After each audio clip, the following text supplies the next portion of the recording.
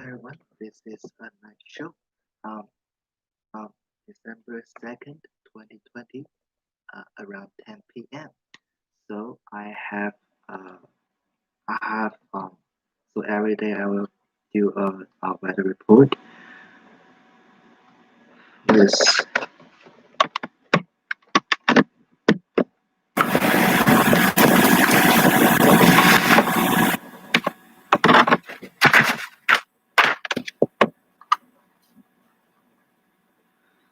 hello everyone, two people watching, great. Okay, um, December 2nd, 2020, at around 10 p.m. This is my show, team show. Good morning, everyone, and um, good night, everyone. So we are in the Vancouver International Airport right now. It's 10 PST, Wednesday, December 2nd, 2020. Right now it's 2 degrees outside of the cold weather.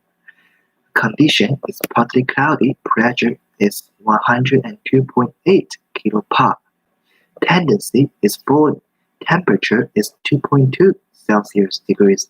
Dew point is 1.6 degrees Celsius. Humidity 96%. Wind northeast 4 kilometers per hour. Visibility 32 kilometers. Let's check the past 24 hours weather report. So generally it will be sunny as you saw today. And let's check the weather radar.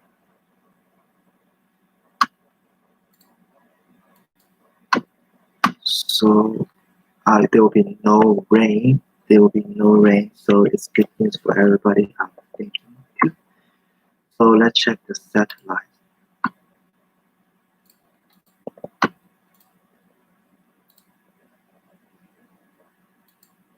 So the satellite shows that the cloud over Alaska is diminishing, and you can see there isn't a big cloud over there. It's separating. Right now, in the east, it's not that cloud concentration either. So for this area, tonight is 0 degrees clear. Tomorrow, Thursday, is 8 degrees Celsius, mainly cloudy, down to a nighttime. At night time is 5 degrees Celsius, mainly cloudy. For Friday, December 4th, is 9 Celsius degrees, a mix of sun and cloud. And in the night time, it would be 2 Celsius degrees clear. And then for Saturday, it will be sunny as well. Great news, 7 degrees. So down to night time, it will be 1 degrees clear. For Sunday, it will be 7 degrees, 30% chance of showers. To the night, it will be 5 degrees period of rain. For Monday, next Monday, it will be rain, 9 degrees Celsius. Nighttime, it will be 6 degrees Celsius periods of rain. For the Tuesday, next week Tuesday, it will be raining, 9 degrees Celsius, 60% chance of showers. Let's check the hourly forecast. So for the forecast, it will be clear, and then next few hours will be a few clouds, and then the wind will be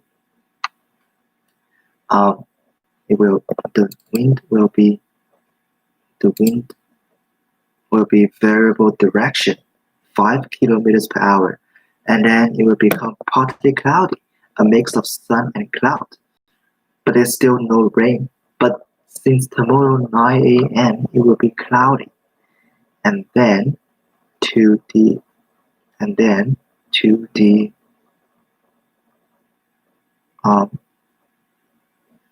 the afternoon at 6 o'clock. To the afternoon at 6 o'clock. it will be cloudy, and then after 6 it will be mainly cloudy, but it's still various 5 kilometers per hour the wind. Let's check the air quality. Isn't I would say it's pretty great outside. It's only 2, means low risk. We can go out, but just like keep your distance though. Let's see our jet stream. Let's see our benchmarks. So jet stream shows that it's low pressure up in Alaska, and then it's a big high pressure arc over the north. And then there's a low pressure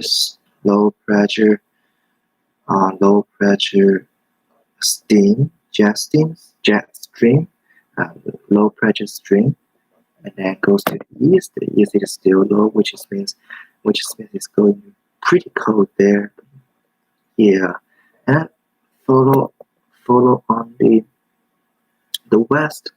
The west Pacific Ocean, the west area, it will be high jet stream, high pressure, high pressure, high pressure, high pressure. Basically, there's not much rain around here. So tonight is clear, fog patches developing near midnight, low 0.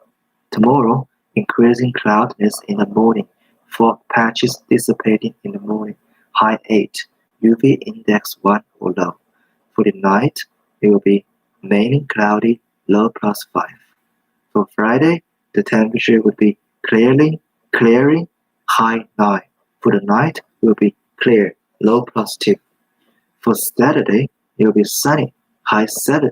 For the night, clear, low +1. For the Sunday, it will be a mix of sun and cloud with 30% chance of showers, high 7. Night, it will be periods of rain, low +5. For next Monday, the weather forecast will be morning time, raining, high 9. Night time, periods of rain, low 6. Next Tuesday, December 8th, it will be cloudy with 60% chance of showers, high 9. So for our weather forecast for today, normals maximum 7 degrees, minimum 1 degrees. Sunset will be 7:48 PST, sunset 16:16 PST. Yesterday we have maximum 7.5 degrees Celsius, minimum 0.3 degrees Celsius. We don't have total precipitation, 0.0 millimeters here in Vancouver. Let's check the Canadian weather here. The Canadian weather shows the hotspot in Canada is 14.6 Celsius in Rocky Harbour, Newfoundland, Labrador, Daniels Harbour, Newfoundland and Labrador. For the cold spot in Canada, it will be negative 39.2 Celsius in Eureka and Nunavut. And here around the globe, around the Canada, it will be right now it's night. It will be you can see the stars, but in Ottawa it's snowing. In St. John's it's snowing. It's raining actually. But in the west coast, it will be all sunny for the next few days until the rain arrives.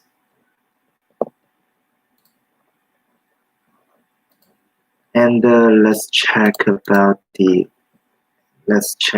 weather radar. So the weather radar shows that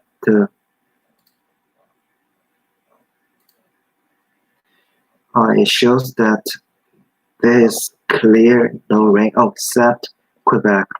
Northern Quebec, it'll be rain, especially for St. John's and for Halifax, near Halifax, it'll be rain and then moderate rain there, light to moderate rain there, but nothing really noticeable only there, but in most of the west, when it did the prairies, and were not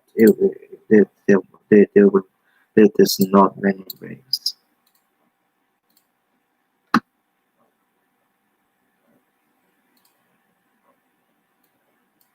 Um, and then bad news for the day is 12 more lives lost to COVID-19 in BC as 834 new cases confirmed. Indoor adult team sports are now banned. Kids sports must return to phase 2 guidelines. So, according to CBC News, another 12 people have died of COVID-19 in BC, and 834 new cases have been confirmed. Provincial Health Officer Dr. Bonnie Henry announced on Wednesday, which is today. And the Vancouver's downtown skyline is pictured from Vanier Park in English Bay in Vancouver, British Columbia on Tuesday, December 1st, 2020, by Ben Nelms, CBC. There are now 8,941 active cases across the province, and the number of patients in hospital has risen to another new high of 337, including 79 in critical care. Henry acknowledged that many British Columbians are feeling worn down by the pandemic and feeling fatigued by mountains of restrictions on daily life. COVID-19 is taking a toll on all of us, she said. I'm asking you all to continue and do a little bit more. Today, there have been 34,728 confirmed cases of the disease in BC, including 469 people have died. A total of 10,201 people are currently in isolation because of contact with known cases of the virus. Totals for deaths and hospitalizations on 2-day periods between Saturdays and Mondays from March to May, and 3-day periods between Fridays and Mondays from June onward are averaged out. New sports ban. Wednesday's update also includes a new ban on indoor adult team sports, including everything from basketball and hockey to cheerleading and combat sports. Children's sports are returning to phase 2 guidelines, which means no contact, no travel, and modified training. Henry says she knows some sports teams have ignored her order against traveling, and that ended with an old-timers hockey team in the interior bringing back the virus from games in Alberta, resulting in dozens of cases in their local community. Henry declined to identify the community, but said the returned players infected family members and co-workers. She also said that the situation is not unique in BC. I'm asking you to stay home. Wednesday's update included 2 new community outbreaks, one at a cold shelter in Surrey and another in Millennium Pacific greenhouses. There are also 3 new outbreaks in the healthcare system, including 2 hospital outbreaks announced by Island Health on Tuesday. Currently, there are 54 active outbreaks in long-term care and assisted living and 7 in hospitals. Though care numbers remain highest in BC Lower Mainland, the pandemic has caught up to the rest of the province. In the past 3 weeks, COVID-19 cases have stayed steadily in Vancouver Coastal Health and doubled in Fraser Health, but they've gone up by nearly 500% in the rest of BC. As BC's caseload continues to grow and hospitalizations creep even higher, Henry said everyone needs to stay within their local communities when it comes to sports and recreational travel. I cannot order you not to get into a car or get on a plane. I'm asking you to stay home, she said. 7-day average of new COVID-19 cases in BC. The average number of new confirmed cases over the previous 7 days in the province steadily dropped, with one exception. In April and May, stayed relatively flat for 2 months before rising again in May-July. All community events and social gatherings involving anyone outside someone's immediate household remain banned as well. The current orders restricting social interactions, recreational activities, and events are set to expire on December 7th. Henry says health officials will be reviewing them and looking at evidence right now until the deadline to determine if they need to continue. Despite the grim news on the pandemic coming out of the every daily briefing on COVID-19, Henry pointed to the UK's approval of the Pfizer vaccine as a sign of hope.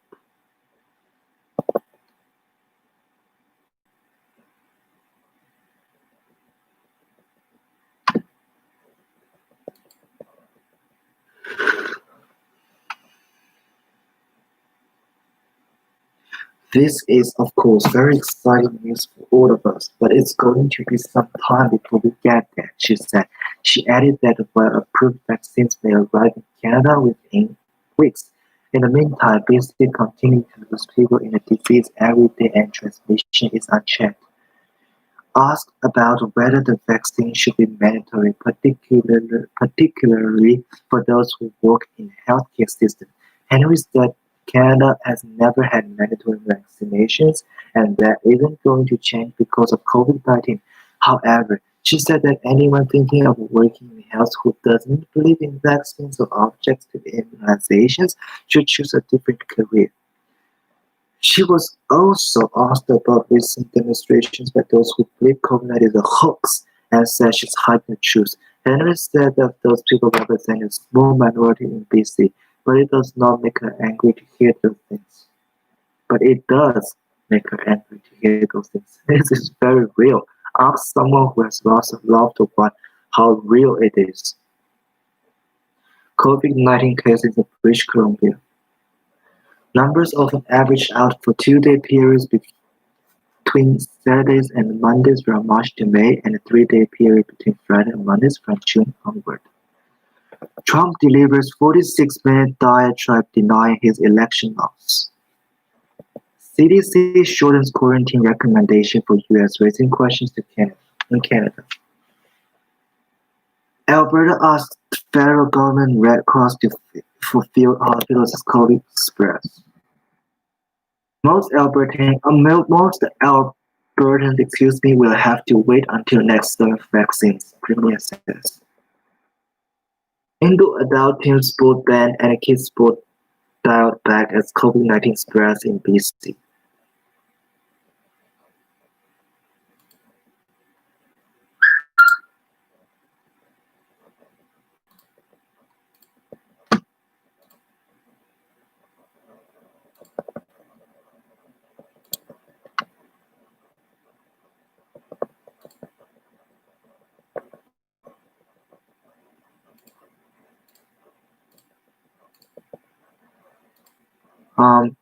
Right, okay. I have the story here about Trump delivers 46-minute diatribe denying his election loss. US President recycles misinformation, unsubstantiated allegations in videos on social media, according to the Associated Press. US President Donald Trump, pictured on Friday, delivered a 46-minute address Wednesday filled in falsehoods as he denied his election loss to President-elect Joe Biden. US President Donald Trump stood before the White House lectern and delivered a 46-minute diatribe against the election results that produced a win for Democrat Joe Biden.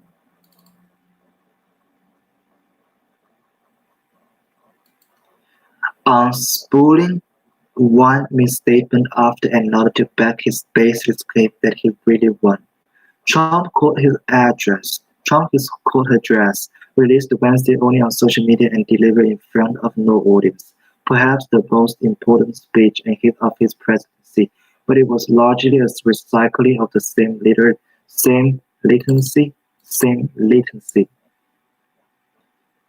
litany of misinformation and substantiated allegations of voter fraud that he has been making for the past month. Trump, who spoke from the diplomatic room, kept up his pushback against the election even as state after state certifies the result and as Biden presses ahead with shaping his cabinet in advance of his inauguration in January 20th. Biden recovered record 81 million votes compared to 71 million to Trump. The Democrat also won 306 electoral votes compared to 232 for Trump. The Electoral College split matches Trump's victory over Hillary Clinton 4 years ago, which he describes then as a landslide. Hundreds of thousands of views. Trump dug further into his contention of a rigged election, even though members of his own administration, including Attorney General William Barr, say that no proof of widespread voter fraud has been uncovered. Courts in multiple battleground states have thrown out a barrage of lawsuits filed on behalf of the president. Throughout a barrage of lawsuits filed on behalf of the president. This is not just about honoring the votes of 74 million Americans who voted for me, Trump said. It's about ensuring that Americans can have faith in this election and in all future elections.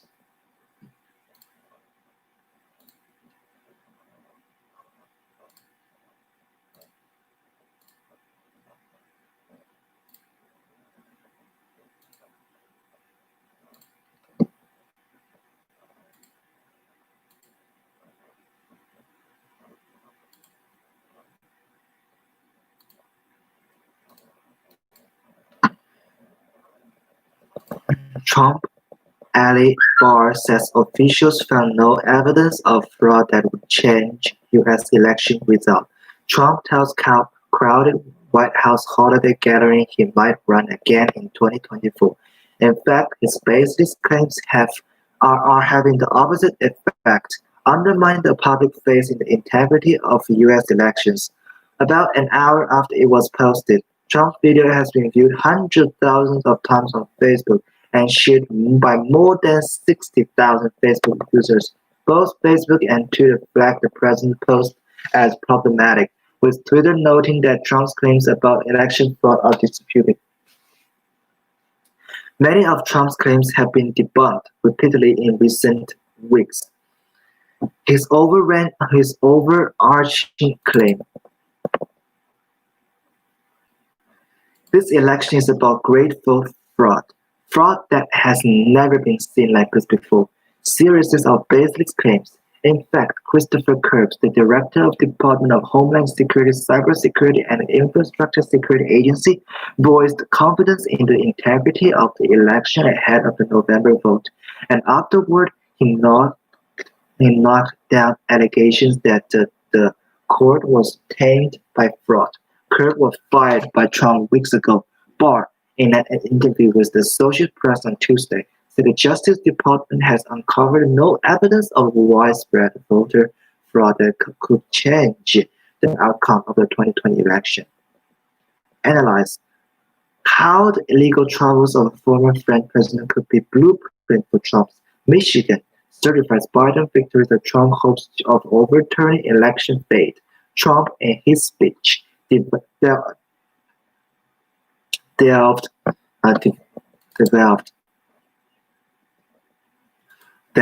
into a series of baseless claims about voting in battleground states including Pennsylvania, Michigan, and beyond.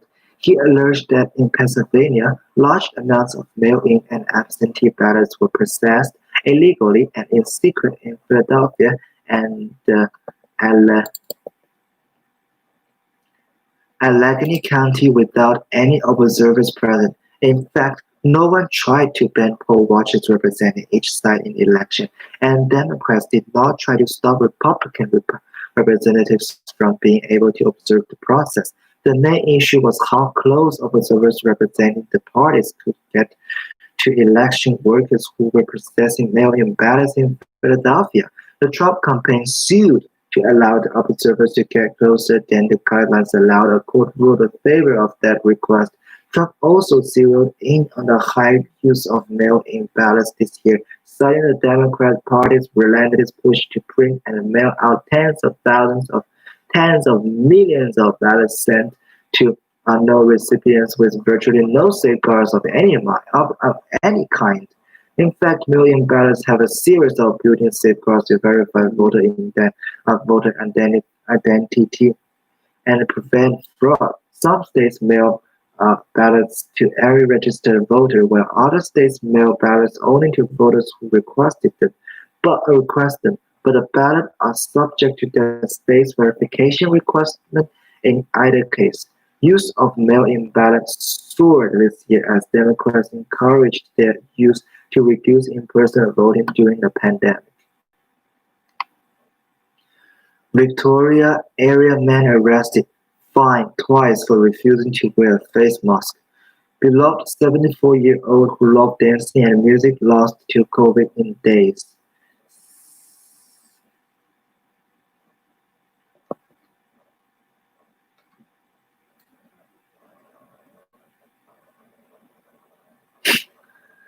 This is one people were saying 4 words. The man is not well. I think the man is insane.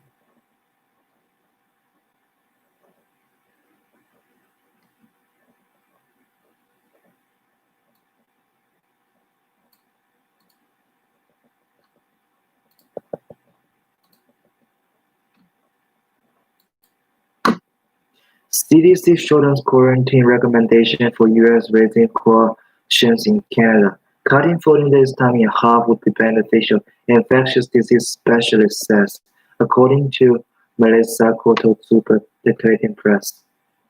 Travelers check in for their flights at the O'Hare International Airport ahead of the Thanksgiving holiday in Chicago on November 25th by Reuters. The recommended quarantine time for close contacts of the positive COVID-19 case is being reduced by up to a week in the United States. But while some of Canada's top health experts say a similar approach could be used for here, others aren't so sure. The US-based Centers for Disease Control and Prevention (CDC) announced Wednesday it has shortened the recommended length of quarantine after exposure from 14 days to 10 or 7 days with a negative test result. Health Canada was still recommending a 14-day quarantine period as of Wednesday, but Dr. Zane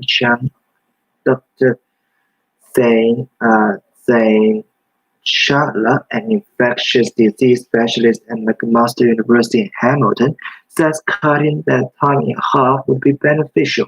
It would be super important for the sake of incentivizing people to actually quarantine after exposure. And there's a lot of different things that could theoretically,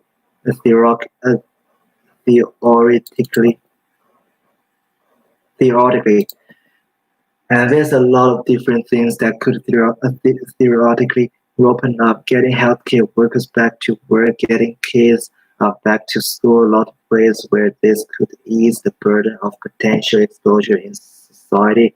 The CDC has previously said that the incubation period for the coronavirus that causes COVID-19 could extend for 14 days, but the organization now says most people become infectious and develop symptoms between 4 to 5 days after exposure. Chakla says the 14-day window was likely inspired from SARS data where the incubation period was longer, while isolation and quarantine are sometimes used interchangeably. Chakla says there's a difference in the terms. Isolation is for those who have tested positive, while quarantine is for people who may or may not actually have the virus. Like close contacts of positive cases of those traveling into Canada, isolation recommendations for positive cases vary, but are typically 10 days after symptom onset. A typical course of infection. Ashley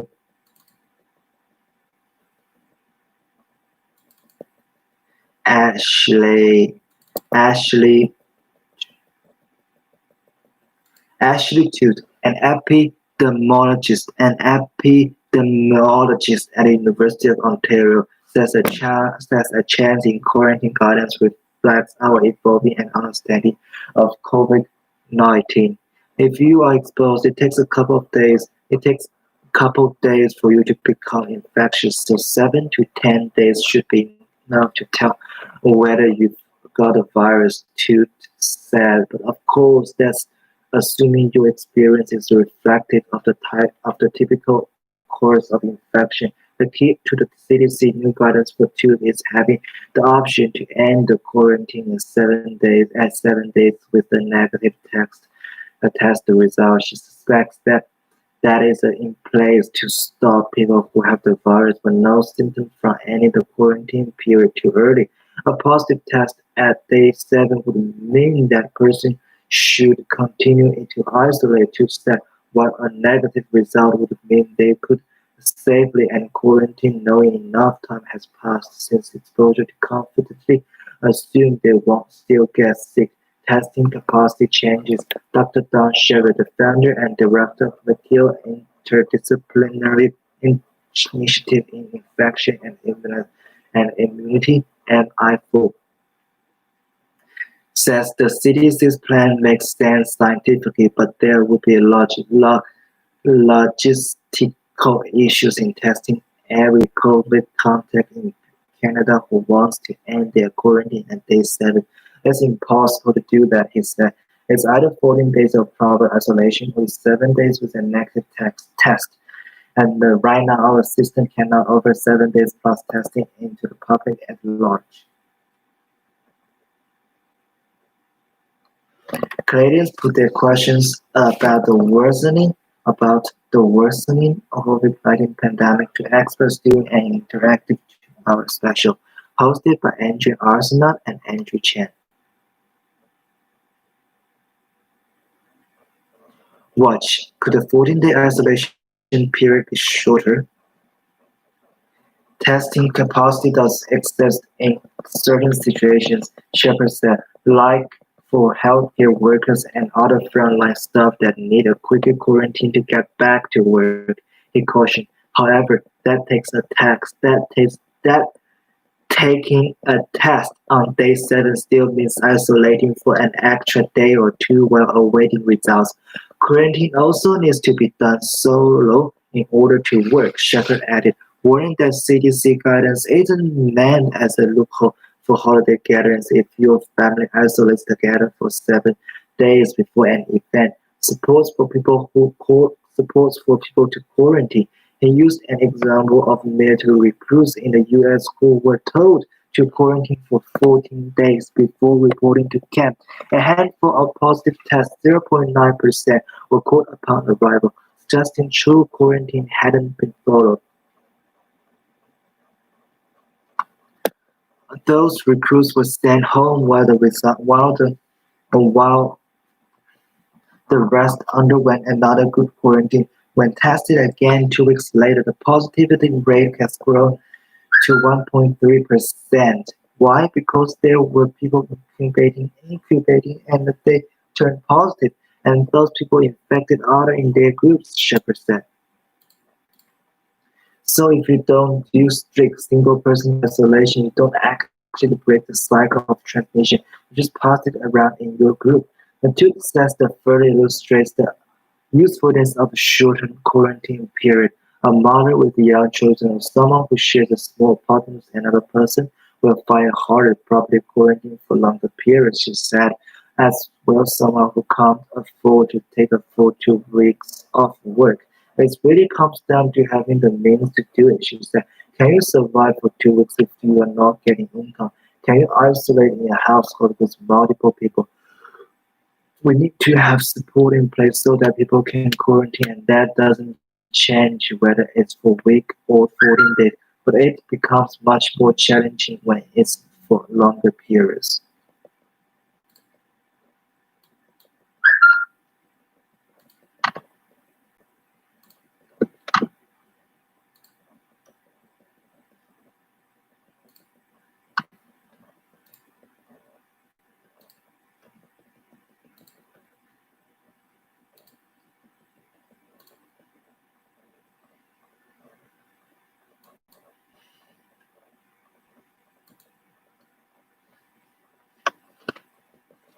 Alberta asks federal government Red Cross for field hospitals as COVID spreads. Calgary. Province struggling with soaring COVID-19 cases. Hospitals are overwhelmed by David Cochran, CBC News. A healthcare official works down the halls of a pandemic response unit at Pitt Lockheed Center in Calgary on November 14th. The temporary structure was set up early in the pandemic to deal with the potential flood of cases. As COVID-19 cases soar in Alberta and hospital capacity is stretched, the province has reached out to the federal government and a Canadian Red Cross for help, CBC News has learned. A federal source with direct knowledge of the situation says Alberta has asked the federal government and the Red Cross to supply field hospitals to help offset the strain COVID-19 is having on the healthcare system. The source said Alberta would likely receive at least the 4 field hospitals, 2 from the Red Cross and another 2 from the federal government. The source, speaking on condition of confidentiality, said there was no request for human resources to staff the hospitals and no request for support from the military. The source said the formal request has still not been sent by the province, but officials have been discussing in detail the level of support Alberta could receive. Federal Government Minister Patty Hajdu is scheduled to speak with Alberta Health Minister Tyler Shandro on Wednesday to discuss the request and what other supports Ottawa can offer the province during the pandemic. A provincial government official confirmed to CBC News that a request has been made for field hospital help, but said the request representing contingency planning only at this point. The official said Alberta Health Services is gathering resources and materials it may need, but there is no plan yet to start or construct the hospitals. Responsible planning, Alberta Premier Jason Kenney dismissed a suggestion that a request indicated failure by the province to manage the pandemic effectively. No, I think it's a sign responsible planning on our part for a potential extreme scenario, Kennedy said at the news conference Wednesday. With around 8,500 beds at 100 hospitals, Kennedy said the province can likely dedicate 1,200 to 2,300 of those to COVID-19 patients. There are a little more than 500 patients in beds at this time. The reality is we have and have continued to create capacity as we expect. Quite bluntly, the hospitalization numbers to go up, given the new cases in the last few years, Kennedy said. But that demonstrates that we are not anywhere at the point of having to call on that kind of overflow capacity. An official from Public Safety Canada said they have not received any requests for field hospitals from any other provinces or territories. Alberta Premier Jason Kenney said a request for field hospital help represents responsible forward planning should a potential extreme scenario emerge in the province. Infection records. Alberta continued to set new daily COVID-19 infection records and leads the country in the number of active cases per capita.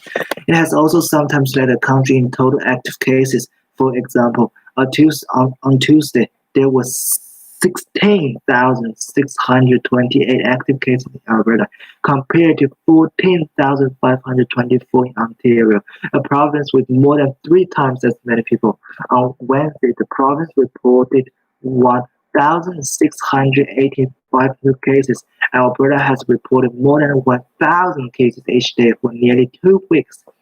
There were 504 people in hospital, 70 and 97 in ICUs on Wednesday. A total of 561 people in the province have died from the disease since the start of the pandemic. Adamant NDP MLA and former Alberta Health Minister Sarah Hoffman said she was frustrated and angry about how the situation in the province had progressed. It's just so incredibly disappointing when you knew this was coming. It's one of the reasons why we've been asking for modeling data since September, Hoffman said. It's beyond irresponsible. Provincial restrictions. The last time Kenney appeared at a COVID-19 update was on November 24th when he introduced new restrictions on social gatherings, among other measures in an attempt to stem the rising tide of cases while continuing to focus on the province's economic health.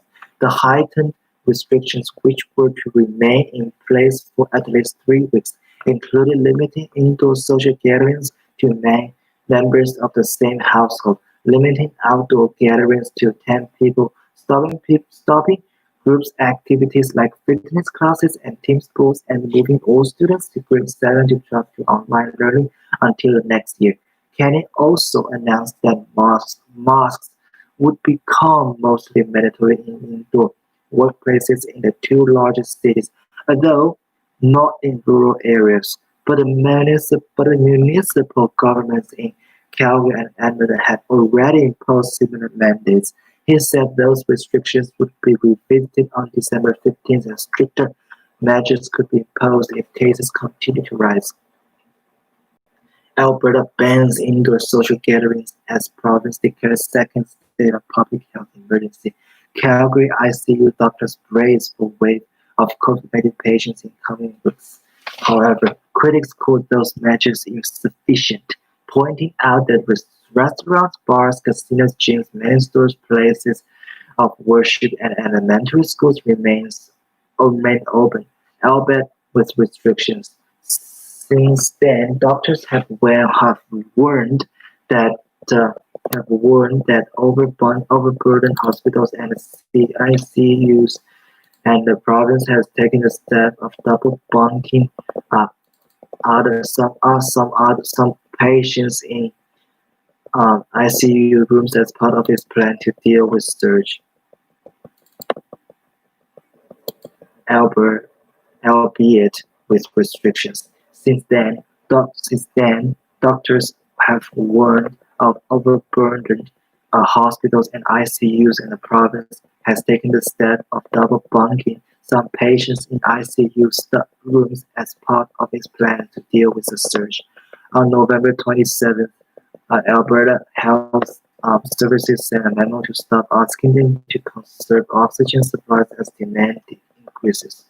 Doctors, healthcare advocates said Alberta's new restrictions are inadequate. Calgary hospitals told to conserve oxygen, but doctors fear request is a red flag.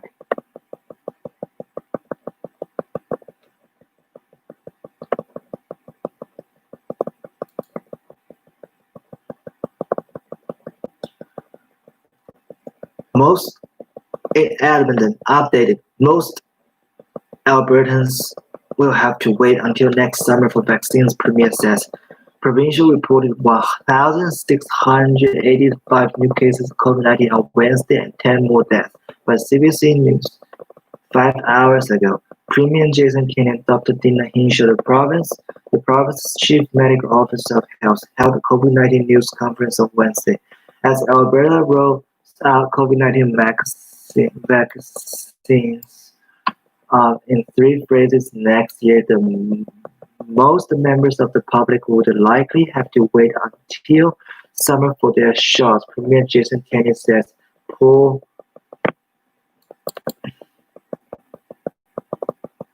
Winnick is a deputy minister in the Municipal Affairs Department, has been appointed to lead Alberta's vaccine task force, which will be a multidisciplinary team drawn from across the public service. Kenny said at a news conference Wednesday, Phase 1 of the vaccine rollout will happen in the first 3 months of 2021, he said, when it's anticipated that vaccines will be given to about 435,000 people, a little more than 10% of the population. Both the Moderna and the Pfizer vaccines require two doses to be fully effective, with 3 to 6 weeks between doses, which means vaccinating 435,000 people would require 870,000 doses. Not all of this will arrive at once, Kenny said. We've been assured by the federal government that shipments will begin to arrive by January 4th and continue to arrive in waves throughout the early part of next year. Phase 1 will focus entirely on the province's most at-risk populations, he said, which includes residents of long-term care homes and designated supports living facility staff who work in those facilities on reserved First Nations people and other healthcare workers. Each dose represents an Alberta. The deputy minister in the Municipal Affairs Department serves as an officer in the Canadian Forces for more than 38 years, rising to command of the Canadian Army before joining Alberta's public service. I look forward to the challenge ahead, and I want to be very clear that I do not look at this vaccine simply as objects to deliver on a work task to complete, he said at a news conference. Each and every dose of vaccine represents as a burden who needs to be protected, and it's vital to protecting not just their health but their livelihoods as well. My commitment to Albertans is that we will do everything within our control to ensure no Albertans has to wait any longer than absolutely necessary. Watch Kenny and the Hinshaw discuss vaccines. Kenny says Alberta ready for vaccines. Alberta Premier Jason Kenney has created a COVID-19 vaccine task force to prepare for the eventual vaccination of Albertans in 2021. Dr. Dina Hinshaw says until the vaccine arrives, we need to protect each other. Phase two of the rollout will run from April to June, with the goal by the end of the period to have 30% of the population immunized, Kenny said. By the summer, we plan to begin phase 3, where vaccine will be offered to all Albertans, and that means it will be months before vaccine is available to the general population. This is the unfortunate reality that Canadians across the country face, and people around the world. The risk of hospitalizations and COVID-19 deaths will decline significantly once the most vulnerable people are vaccinated, he said. I know people are getting tired and frustrated, but this is evidence that there is light at the end of the tunnel, and we can see the critical juncture, and we will get past the terrible damage that COVID-19 has caused for our society. So my message to Albertans today is this: we are ready for the vaccine, and we have a plan to get it out to you as quick as safely as possible. Latest case numbers: the province reported 1,685 new cases of COVID-19 on Wednesday and 10 more deaths. The total number of active cases in the province reached 17,144, an increase of 516 from the day before. A total of 561 people have now died from the disease since the start of the pandemic. On Wednesday, our Alberta hospitals were treating 504 patients with the illness, including 97 in ICU beds. The province has now surpassed the 61,000 total cases, meaning about 1 in every 73 Albertans has so far contracted the disease.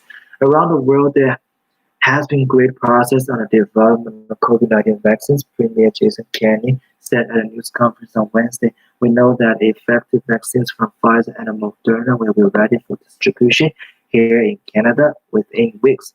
While the province cannot control when those vaccines arrive in Alberta, it will be ready to roll them out as quickly as possible, Kenney said.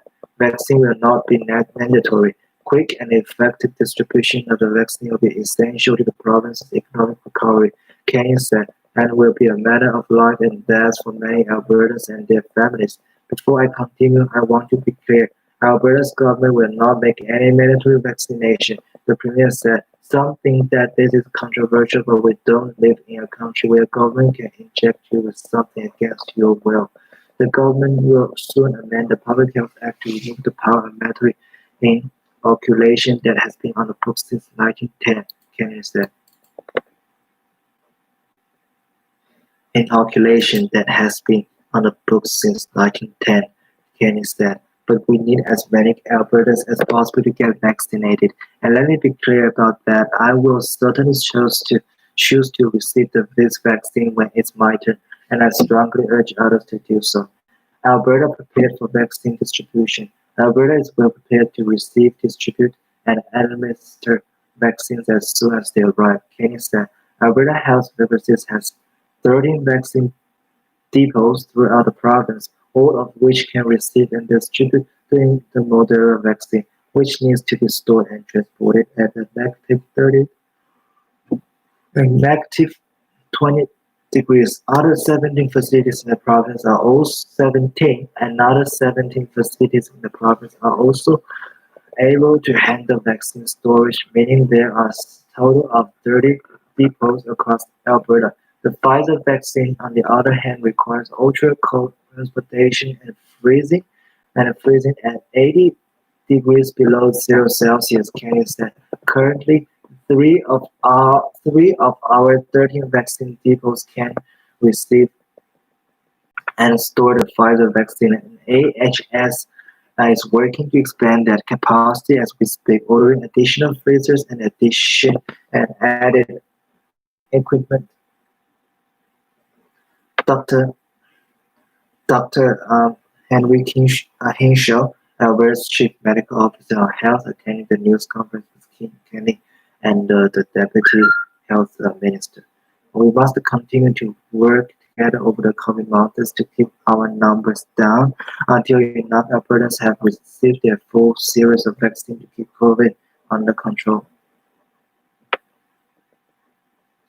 Hinshaw said, the actions each of us take right now are vital in slowing spread and bending the curve, as we are each other's vaccine until the vaccine arrives. The original breakdown of active cases on Wednesday was Edmonton Zone 7,857, Calgary Zone 6,331, Central Zone 1,226, North Zone 967, South Zone 667, Unknown 100.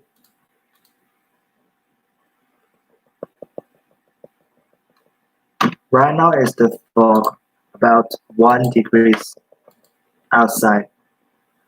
So let's see.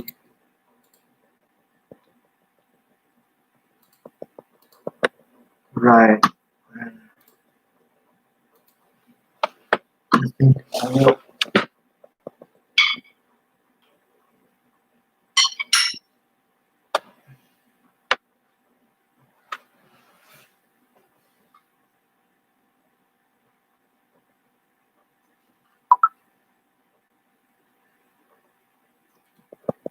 Have a good day, everybody. Good night.